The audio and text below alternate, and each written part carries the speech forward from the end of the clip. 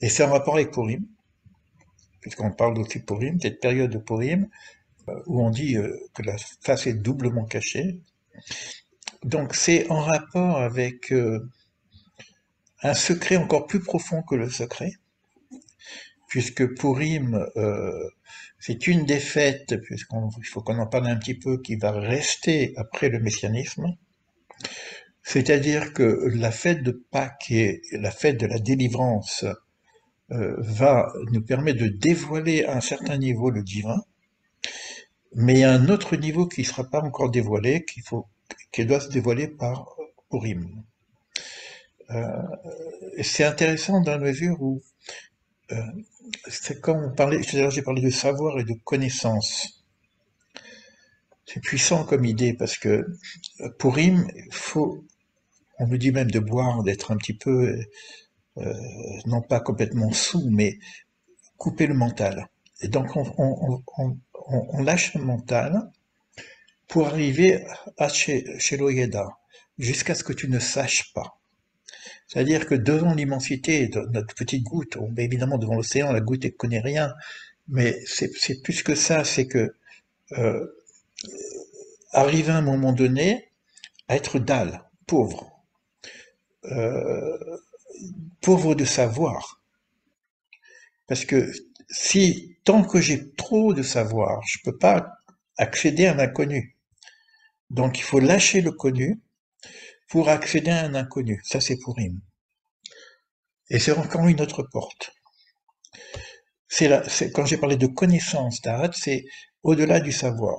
Donc il faut que je lâche quelque chose au niveau de mon intellect, de mon mental, de ma bibliothèque de savoir, pour arriver à un autre niveau où je vois que je ne sais pas. Et ce non-savoir, de Purim d'ailleurs, qui me permet d'accéder à quelque chose qui est doublement caché. Je pense que la porte d'Aled joue ce rôle-là. Joue ce rôle-là puisque derrière le Dalet, on a le He.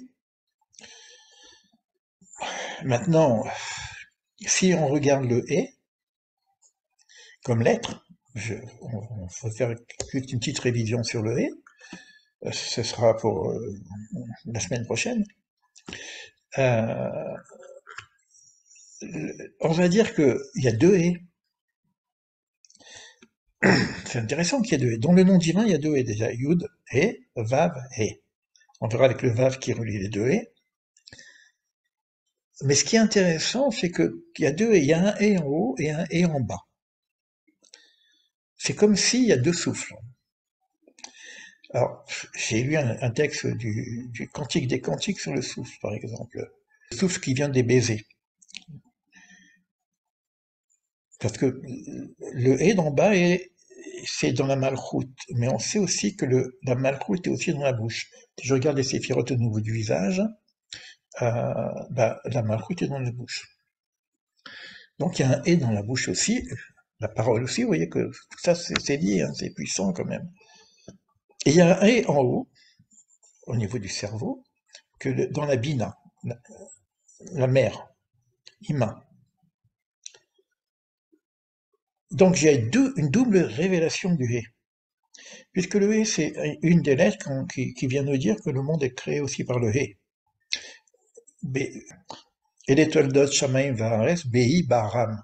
Voici les engendrements du ciel et de la terre, Bi Baram, lorsqu'ils furent créés, c'est écrit avec un petit E. Prenez une Bible qui est bien écrite là-dessus. Je crois que c'est dans le chapitre 2 de la Genèse, où on dit les engendrements du ciel et de la terre, on reprend un petit peu la création, Bi Baram. Alors, il y en a qui disent avec Abraham, mais il y en a qui disent aussi avec le E, Baram, créé avec le E.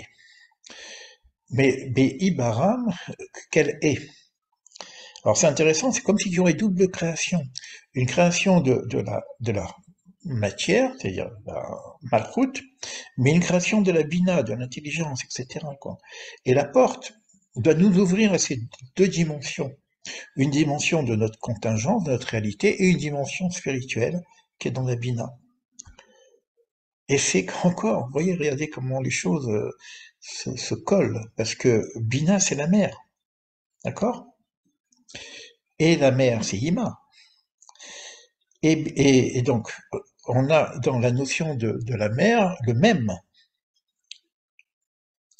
Le même et le même, c'est 40, c'est 4. C'est la, on a dit qu'on parlait un petit peu aussi des niveaux supérieurs. Donc le même, c'est 40, c'est la matrice. C'est 40, c'est 40 jours pour que Moïse reçoive la Torah. Donc il y a tout un symbolique du 40. Hein. 40, c'est la mesure d'un mikvé, d'un bain purificateur. On a parlé de la parole épurée, on a parlé de l'argent épuré, on a parlé de l'eau épurée, le bain purificateur, qu'on appelle la mer. Et comment est venue l'eau? Par la division, parce que même, c'est aussi le maïm, c'est aussi l'eau. Et maïm, il y a deux mêmes. Et on dit les eaux d'ailleurs, c'est au pluriel, il y a deux mêmes. Maïm. D'accord? Donc il y a deux mêmes. Encore une fois, de la même façon que les eaux ont été coupées en deux, les eaux d'en haut et les eaux d'en bas. Avec les eaux d'en bas, on a fait la terre. Les eaux sont repoussées et la terre est apparue. Donc vous voyez, tout ça rentre avec là, la construction du monde, quelque part. Mais on retourne aussi à cette forme de matrice du même. Et si je monte un peu plus haut encore, je reste dans les symboliques simples, 400, c'est le texte, c'est la Torah. Et on dit En Maïm el la Torah. Il n'y a pas d'eau sinon la Torah.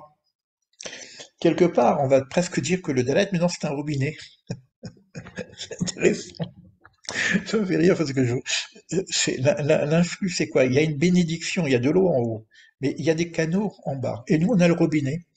Ben, c'est à nous d'ouvrir le robinet pour que l'eau descende. Mais l'eau, elle est là. Et il suffit d'ouvrir le robinet. Et si moi, ma cuisine, je ne stoppe pas, il y a de l'eau. D'accord? Mais s'il n'ouvre pas le robinet, il n'a pas d'eau. Donc, il y a une action à faire. Donc, l'influx, ce souffle, etc., qu'on appelle l'eau, etc., vous voyez un petit peu jusqu'où on peut aller?